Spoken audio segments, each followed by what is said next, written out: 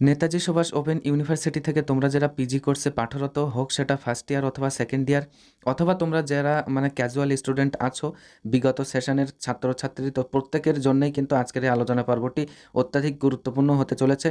যে পর্বটা নিয়ে আমরা আজকে কথা বলবো সেটা কিন্তু তোমরা অলরেডি বুঝতে পেরেছো। তোমরা প্রত্যেকেই অবগত আছো তোমাদের যে ফাইনাল রিটেন এক্সামিনেশন অথবা অ্যাসাইনমেন্ট এক্সামিনেশনকে কেন্দ্র করে যে ফর্ম ফিল আপ প্রসেস সেটা কিন্তু শুরু হয়েছে গত 16ই ডিসেম্বর থেকে এবং চলবে 23শে ডিসেম্বর অবধি। তো এর মধ্যেই তোমরা অনেকেই কিন্তু এই ফর্ম ফিল আপ করেছিলে। ফর্ম ফিল আপ করার পরে তোমরা কিন্তু পেমেন্টও করে দিয়েছো। তো এখন অনেকের স্ট্যাটাসে কিন্তু নো পেমেন্ট দেখাচ্ছে, আবার এই কারণে কিন্তু অনেকে একাধিকবার পেমেন্ট করে ফেলেছে। তো এই যে নানাবিধ তোমাদের সমস্যা, তো মূল এই যে পেমেন্ট ইস্যুটা নিয়েই কিন্তু আজকে আমরা এগিয়ে যাব। তো এক্ষেত্রে তোমাদের অনেকের কিন্তু প্রশ্ন তোমরা সরাসরি বা ডিরেক্টলি আমাদের কাছে কলও করেছিলে বা আমাদের অফিসিয়াল হোয়াটসঅ্যাপে তোমরা কিন্তু তোমাদের কোয়েরিজটা সেন্ড করেছিলে। তো বিষয় হচ্ছে দেখো, তোমরা যেটা জানতে চাইছিলে যে আমরা যাদের একবার পেমেন্ট করা হয়ে গিয়েছে এখন স্ট্যাটাসে নো পেমেন্ট দেখাচ্ছে, তো এই মুহূর্তে আমরা কি করব, এবং যারা তোমরা আমাদের কাছে ডিরেক্টলি কল করে জিজ্ঞাসা করেছিলে যে আমরা একাধিকবার পেমেন্ট করে ফেলেছি, তো আমাদের টাকাটা রিফান্ড দেওয়া হবে কিনা। তো এই যে তোমাদের কোয়েরিজগুলো খুবই গুরুত্বপূর্ণ। কিন্তু মূল আলোচ্য পর্ব শুরু করার আগে তোমাদেরকে বলবো, তোমরা যদি এরকম ধরনের এডুকেশন রিলেটেড, বিশেষ করে এনএসওইউ রিলেটেড বিভিন্ন টপিকের উপরে সিম্পল এক্সপ্লেনেশন পেতে চাও, এবং এই উদ্দেশ্যে তোমরা যারা অলরেডি আমাদের সাথে যুক্ত হয়েছে তোমাদের প্রত্যেককে অসংখ্য ধন্যবাদ। তোমরা যারা এখনও আমাদের সাথে যুক্ত হওনি তোমরা চাইলে আমাদের সাথে যুক্ত থাকতে পারো।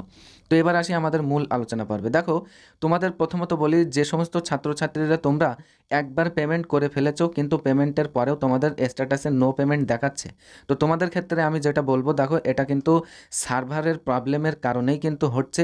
তো তোমাদের উচিত ছিল প্রথমত যখন ইন্টারনেট স্পিডটা ভালো অবস্থায় থাকছে বা থাকে সেই সময় তোমাদের ফর্মটা ফিল আপ করা উচিত ছিল। তো এই মর্মে তোমাদের যাদের এখনও তোমরা যারা ফর্ম ফিল আপ করোনি তোমাদের উদ্দেশ্যেই কিন্তু আমরা এখান থেকে একটি জিনিস শিখতে পারলাম।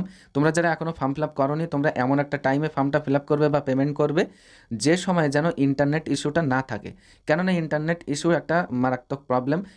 স্টুডেন্টরা এই কারণেই কিন্তু একাধিকবার পেমেন্ট করে ফেলছে। তো এখন তোমরা যারা অলরেডি পেমেন্ট করে ফেলেছো, তো তোমাদের ক্ষেত্রে করণীয় কি, তোমাদেরকে বলবো তোমরা পুনরায় আবার পেমেন্ট করতে যেও না, তোমরা একটুখানি ধৈর্য ধরো বা ওয়েট করে দেখো সেখানে কি হয় আলটিমেটলি।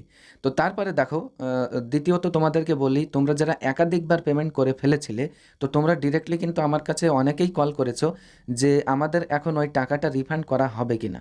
তো দেখো তোমাদেরকে বলি, বিগত সেশনে আমরা বিশেষ করে ইউজিদের ক্ষেত্রে আমরা দেখেছি তাদের যখন ওরকম ফর্ম ফিল আপ প্রসেস ছিল এবং সেই সময় তাদের মধ্যে থেকেও কিন্তু অনেকেই একাধিকবার পেমেন্ট করে ফেলেছিল।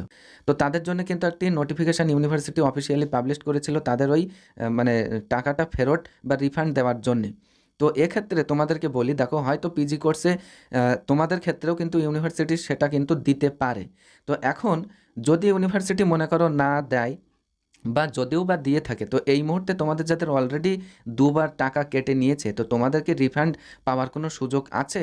তো আমি বলবো তোমাদের ক্ষেত্রে এক্ষেত্রে দেখো করণীয়টা হচ্ছে, তোমরা যদি এরকম একটি প্রসেসটা অবলম্বন করো তাহলে হয়তো বা আমরা আশা করতে পারি বা একটা সুযোগ আছে তোমাদের যে বাড়তি পেমেন্টটা কেটে ফেলেছে সেটা রিফান্ড পাওয়ার। সেক্ষেত্রে করণীয়টা কি, দেখো তোমাদেরকে বলি, তোমাদের অবিলম্বে কিন্তু ব্যাংকে যাওয়া উচিত এবং তোমাদের যে পাসবুক সেটা আপডেট করা উচিত। তো আপডেট করার পরে দেখবে তোমরা ওখানে কিন্তু ট্রানজাকশান যে আইডি সেটা কিন্তু পেয়ে যাবে।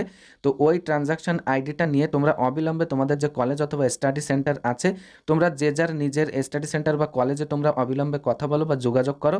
অবশ্যই কিন্তু ওনারা তোমাদের গাইডলাইন বলে দেবেন যে কিভাবে কি করলে তোমাদের বাড়তি যে টাকাটা কাটা হয়েছে সেটা তোমরা রিফান্ড পেতে পারো। তো যাই হোক, আশা করি তোমরা বুঝতে পেরেছো।